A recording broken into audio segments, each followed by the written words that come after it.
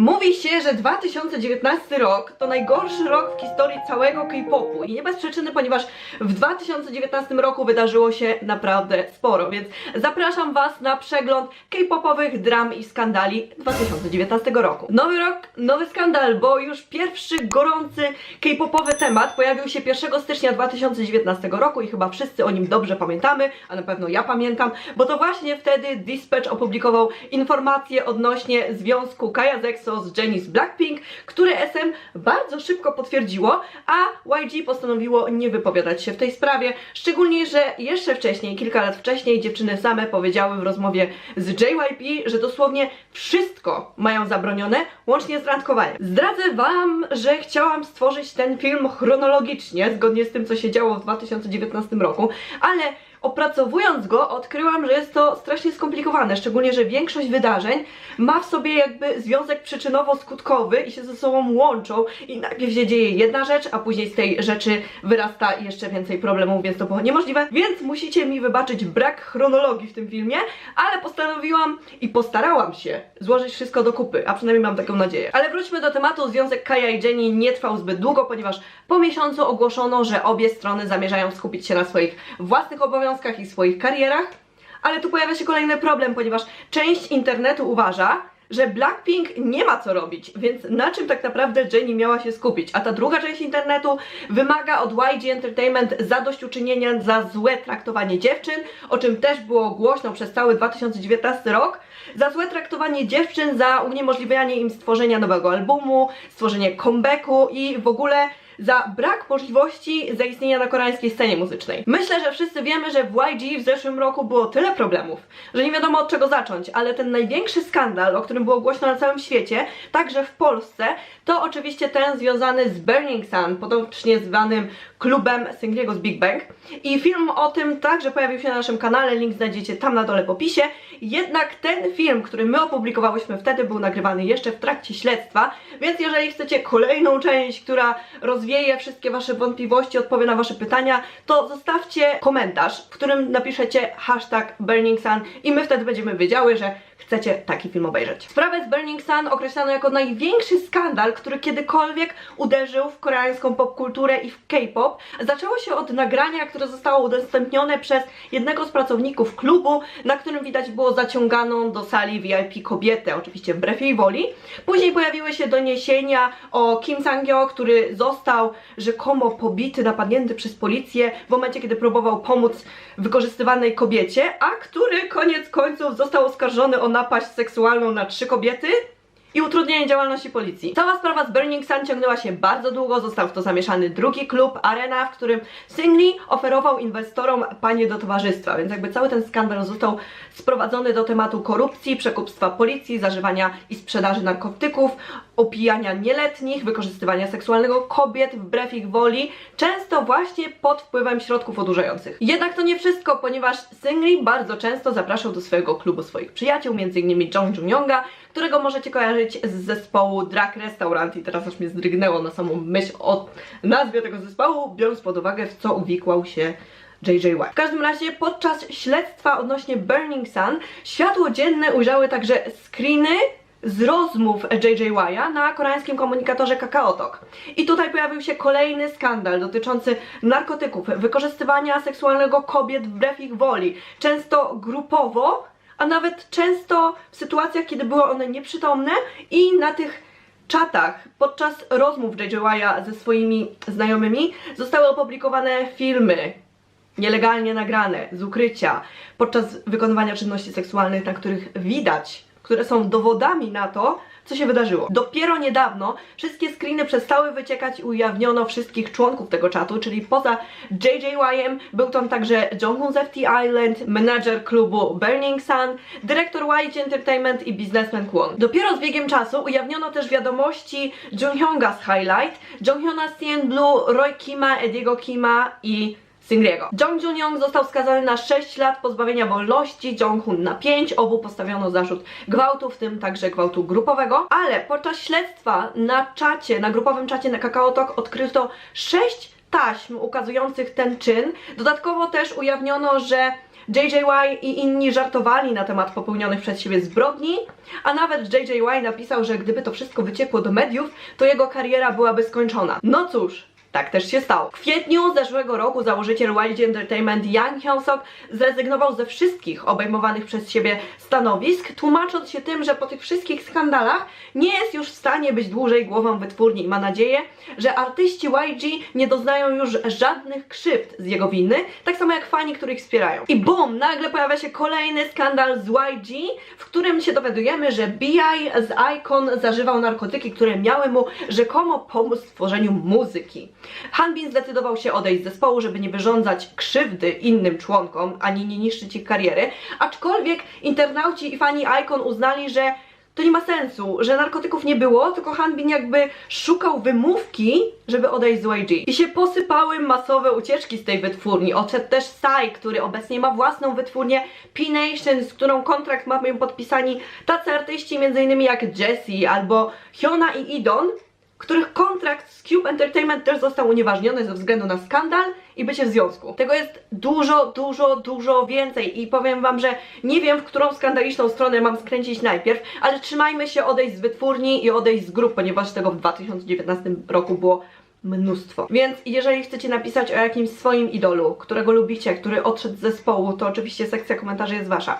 Ale wracając do tematu, na przykład odszedł Kangin z Super Junior ze względu na swoje skandale, które ciągnęły się przez lata i on był nieaktywny przez bardzo długi czas, jeżeli chodzi o grupę, aczkolwiek do tego stopnia jakby zirytował internautów i koreańskich fanów K-popu, że wręcz momentami żądali od niego odejścia z grupy. A dlaczego, jakie to były skandale, już tłumaczę, zaczynając od wdania się w bójkę przy jednym z barów w Seulu, przez prowadzenie samochodu pod wpływem alkoholu w 2009 roku i wtedy uderzył w taksówkę, drugi raz prowadził pod wpływem w 2016 roku, natomiast w 2017 zaatakował także po pijaku kobietę w barze, jednak ona nie wniosła oskarżeń, więc skończyło się tylko na upomnieniu policji, ale w 2019 roku w końcu Kangin postanowił odejść z zespołu. Mało tego, zupełnie niespodziewanie ze Stray Kids odszedł Woojin i informacja przekazana przez JYP spadła na fanów niczym bomba, zrzucona bomba. Nikt się tego nie spodziewał, dosłownie nikt. Wytłumaczenie? Nie było wytłumaczenia, ponieważ JYP napisało, że Woojin odchodzi ze Stray Kids z powodów osobistych i jak to w K-popie już bywa, fani od razu zaczęli spekulować,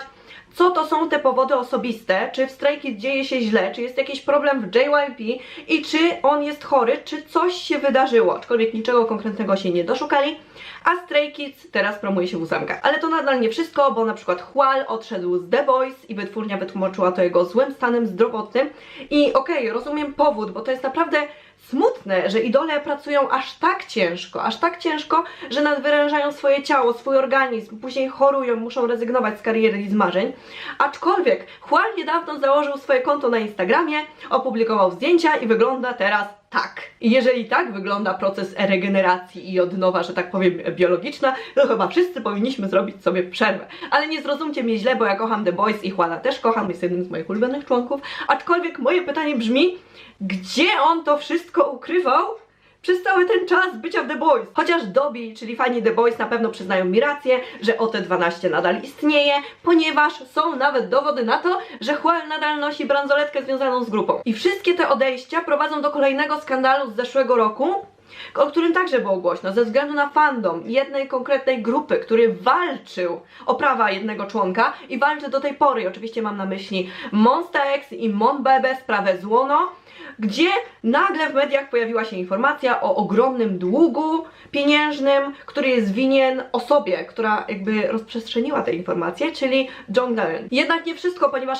na liście rzeczy, które Łono wisi tej osobie, były także słuchawki, iPod, aparat i inne rzeczy, ale nagle ujawniono też, że w 2013 roku Łono i Jongdaeun palili razem marihuanę, zostali przyłapani przez Jo, który okazuje się być menadżerem klubu Burning Sun, którego obecnie nie oskarżono o zażywanie, sprzedaż narkotyków.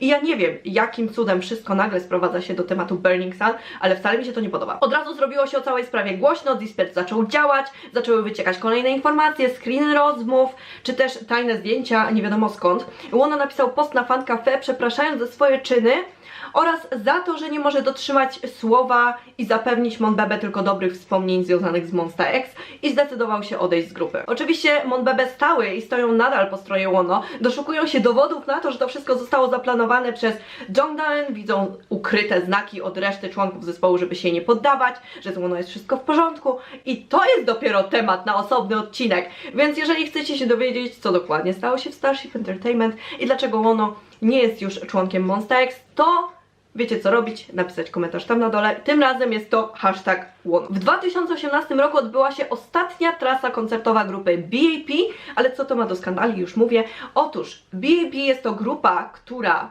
zadebiutowała pod skrzydłami TS Entertainment, która też ma na swoim koncie dość sporo skandali, na przykład pozew przeciwko wytwórni, przeciwko TS Entertainment o złe traktowanie i niesprawiedliwy podział zysków. BAP już raz odeszło z wytwórni, później do niej wrócili, ale nie wszyscy, ponieważ Bang Jong-guk zdecydował się nie podpisywać kontraktu, ale pamiętam, jak wszyscy się zastanawiali, po co oni tam wrócili. Dlaczego to się dzieje? Aczkolwiek w 2018 roku zakończyły się ich kontrakty i już ich dalej nie przedłużyli. Ale do czego zmierzam? Otóż do tego, że TS Entertainment w 2019 roku stało się źródłem kolejnego skandalu. I nawet jeżeli odeszli, to w 2019 roku nadal toczyło się postępowanie, toczył się skandal związany z jednym z członków BAP, mianowicie Kim Chanem, który został oskarżony o napaść na tle seksualnym, aczkolwiek w 2019 pojawiły się kolejne posty na ten temat, kolejne spotkania w sądzie. Kim Chan utrzymywał, że zainteresowanie pomiędzy nim a kobietą, która go oskarżyła, było wzajemne. Więc koniec końców to ona została oskarżona o zniesławienie. Ale wracając do TS Entertainment, w 2019 roku pojawił się kolejny skandal, tylko tym razem dotyczący innej grupy z tej wytwórni, TRCNG, którzy doświadczyli krzywd zarówno psychicznych, jak i fizycznych i sprawa opisuje wręcz znęcanie się nad członkami i uderzanie ich metalowym krzesłem. Woo-yeop i Taeson wnieśli pozew przeciwko TS Entertainment, żądając przedterminowego zerwania kontraktu. Powodem była głównie przemoc, złe traktowanie członków. Członkowie twierdzili, że ich choreograf Park Sang-hyun źle ich traktował, zmuszał ich do ćwiczeń, zabraniał spać, przez co następnego dnia nie byli w stanie przez 2-3 godziny podróżować do szkoły, nie byli w stanie odbyć tej podróży i często też ich uderzał i nawet jeżeli to się działo, nawet jeżeli doznawali krzywd i obrażeń, to wytwórnia w ogóle nie reagowała. Mało tego, członkowie byli zmuszani do życia w akademikach bez zapewnionego pożywienia, a rachunki za prąd, za wodę nie zostały opłacone, w wyniku czego ich rodzice musieli to zrobić, musieli opłacić te rachunki, ale w momencie, kiedy dostęp do wody i do prądu został już odcięty. Woo-yeop został uderzony metalowym krzesłem, musiał udać się na pogotowie, jednak nawet jeżeli był leczony przez 14 dni, to po powrocie usłyszał od managementu, że tak naprawdę nic mu nie było i kłamał przez cały ten czas, żeby móc pić i spotykać się z dziewczynami. W dodatku wytwórnia odebrała mu ponad 1 000 000 wonów. Ilość informacji o TRCNG, która pojawiła się w internecie, jest tak ogromna, że można o tym nagrać kolejny film, kolejny odcinek, tym razem o przemocy stosowanej wobec koreańskich idoli, więc wiecie co robić, co napisać w komentarzach, aczkolwiek dobrze wiecie też, że ten film to tylko krótkie spojrzenie na to, co się działo w 2019 roku, tak naprawdę było tego dużo więcej i każdy z tych tematów da się rozwinąć na co najmniej 15 minut. Skoro już mowa o wytwórniach, to Kang Daniel także złożył pozew przeciwko swojej byłej wytwórni i cała sprawa ciągnęła się przez wiele miesięcy, zaczęła się w momencie, kiedy zakończyły się promocje One on One i Kang Daniel miał odejść z MMO Entertainment do LM Entertainment i tak też się stało i wszystko było w porządku do momentu, kiedy się okazało, że Kang Daniel jest w sporze, prowadzi spór ze swoją wytwórnią. Daniel sam ujawnił, że poprosił wytwórnię o zmianę kilku klauzul w swoim kontrakcie oraz o przepisanie SNS, które tak naprawdę należały do niego, na przepisanie tych SNS na niego, ponieważ sam podkreślił, że nie jest w stanie skontaktować się z fanami, ze swoimi fanami w taki sposób, jakby on chciał, a nie w taki sposób, jaki żąda od niego wytwórnia. I zapowiedział też założenie nowego konta na Instagramie I to też zrobił. Pewnie wyda wam się to troszeczkę dziwne, aczkolwiek nie, kłótnia o Instagram nie była głównym powodem złożenia pozwu przeciwko LM, ponieważ jak się później okazało, LM podpisało kontrakt z osobami trzecimi i sprzedało wyłączne prawa Kang Daniela właśnie tym osobom bez jego wiedzy. I to właśnie to było największym problemem, który doprowadził do sporu pomiędzy Danielem a LM, a w internecie w międzyczasie zaczęło się pojawiać wiele artykułów, które oczywiście działały na niekorzyść Daniela, jakby nawiązywały do tego, że jeszcze za czasów bycia w Wanna One Daniel spotkał się z Singlim, a ten przedstawił mu tajemniczą kobietę z Hongkongu, która następnie teraz, w momencie kiedy jest spór z LM, miała go odciągać od tej wytwórni i zmuszać do odejścia. Ale cała sprawa zakończyła się dobrze, kontrakt został zerwany, Daniel założył swoją własną wytwórnię Connect Entertainment i jest obecnie solistą. Jednak nawet jeżeli jest solistą, nawet jeżeli ma własną wytwórnię, własny koncept i wszystko robi tak jak chce, to nie jest łatwo. I ostatnio opublikował na swoim fancafe informację o tym, że musi zrobić sobie przerwę w aktywnościach. Napisał, że jest bardzo zmęczony, że nie rozumie, dlaczego jest aż tak zmęczony. Napisał też, że jego uczucia stały się publicznym żartem, tak samo jak fani, których kocha. Więc później Connect Entertainment opublikowało oficjalne oświadczenie o przerwie w aktywnościach Kang Daniela ze względu na jego zdiagnozowane zaburzenia lękowe i depresję. W dodatku nie jest on jedynym idolem, który zdecydował się na przerwę w aktywnościach ze względu na swój stan psychiczny. I fobia społeczna, zaburzenia lękowe czy depresja to są te choroby, z którymi borykają się idole na co dzień. I może nie mówią o tym głośno, ale nawet jeżeli nie mówią o tym głośno, to ze względu na to, żeby nie zaszkodzić innym członkom zespołu czy wytwórni. Ale to nie znaczy, że problem nie istnieje. Jednak nie zapominajmy, że w 2019 roku straciliśmy takich artystów jak Sulli, Guhara czy Cha In-hai. To jest problem, który się powtarza, chociaż nie jestem pewna, czy mogę to nazwać problemem. Coraz częściej słyszy się o idolach, którzy walczą z depresją, czy wstawiają niepokojące posty. Więc uważajmy na słowa, ponieważ słowa niekiedy potrafią zranić tak, że rana, którą po sobie pozostawią, nie będzie w stanie się nigdy zabliźnić. Ale wróćmy jeszcze do skandali, ponieważ został mi jeszcze jeden, określany jako jeden z największych, jeżeli chodzi o K-pop. Ale zanim do tego przejdę, to wspomnę jeszcze o wiadomościach, które wstrząsnęły światem fanów koreańskiej rozrywki, m.in. rozwód Song Song Couple, czyli Song Joong-ki i Song Hye-kyo, czyli aktorów, którzy się poznali na planie dramy Descendants of the Sun. Jedni się rozstają, inni zaczynają się spotykać, ponieważ o związku Kang Daniela z Ji Hyo Twice też było głośno, ale to, o czym jest głośno w tym momencie, to brak porozumienia ze strony wytwórni członków jednego z najpopularniejszych obecnie w Korei zespołów, czyli ogłoszenie rozpadu grupy X1. I tak mam tutaj na myśli fałszowanie wyników programu Produce 101, ale nie tylko, ponieważ jak się okazuje, tych programów jest coraz więcej. I mam wrażenie, że za chwilę się okaże, że wszystko jest ustawione i ktoś przebije tę bańkę mydlaną, w której znajduje się K-pop, czar pryśnie i nie będzie już tak kolorowo. Zdradzę wam, że czasem zazdroszczę osobom, które stanują tylko jedną grupę, ponieważ żyją jakby z daleka od tego wszystkiego, co się dzieje w K-popie. Oczywiście do momentu, aż się okaże, że nagle ta grupa, akurat ta grupa, którą stanują, staje się centrum całego skandalu. Ja naprawdę polubiłam X1. Naprawdę. Kupiłam ich płytę, lubię X1, więc boli mnie to, co się stało. Aczkolwiek to nawet nie jest ich wina. Chyba trudno było nie słyszeć o fałszowaniu przez Mnet wyników programów Produce. Chociaż IZ*ONE, czyli grupa, która powstała w wyniku programu Produce 48, ma swoje szczęśliwe zakończenie, ponieważ wytwórnie dziewczyn potrafiły się ze sobą dogadać i będą się one dalej promować, czego nie można powiedzieć o grupie X1, ponieważ tutaj wytwórnie chłopaków niestety nie doszły do porozumienia i ogłoszono rozpad grupy. Aczkolwiek tutaj pozostaje pytanie, czy fani nadal będą wspierać członków i członkinie obu grup, czy będą ich w jakimś stopniu obwiniać za to, że zadebiutowali na miejsce innych artystów. Ale do rzeczy, o co tutaj chodzi, zdradzę wam sekret, że chciałyśmy nagrać osobny odcinek na temat Mnetu, na temat Produce, na temat tego, co się wydarzyło, jak to wszystko przebiegało, więc po raz kolejny, jeżeli chcecie, to napiszcie komentarz tam na dole, tym razem #Mnet. Ale co się tutaj wydarzyło? Otóż wyniki 4 sezonów programów Produce zostały sfałszowane, a 5 producentów programu oskarżonych o naruszanie przepisów. Prokuratura ujawniła, że już w pierwszym sezonie zamieniono 2 trainee, którzy powinni się znaleźć w liczbie 61 najlepszych. Więc jakby zamieniono 2 osoby się znalazły w tej 61, 2 się nie znalazły. Jeżeli chodzi o drugi sezon, to tutaj w finałowej 11, która zadebiutowała jako Wanna One, powinna znaleźć się osoba, która się niestety w tej 11 nie znalazła i nie zadebiutowała, koniec końców zadebiutował ktoś inny. Jeżeli śledziliście losy drugiego sezonu programu Produce 101, to na pewno jesteście w stanie się domyślić, o kogo chodzi, a przynajmniej kogo netizeni widzieli w 101 i byli zaskoczeni, że jednak ta osoba się tam nie dostała.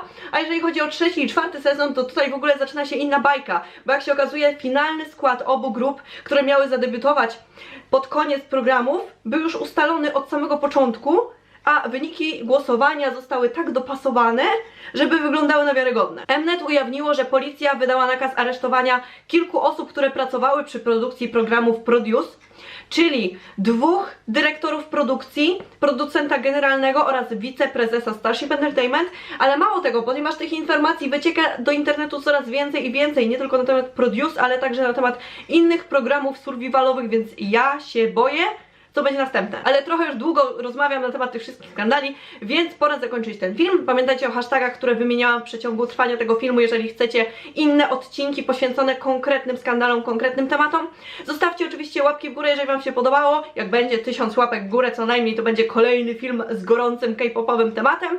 Subskrybujcie kanał po więcej, kliknijcie dzwoneczek, żeby być na bieżąco, żeby nie przegapić przypadkiem żadnego filmu i jak zawsze do zobaczenia w następnym filmiku.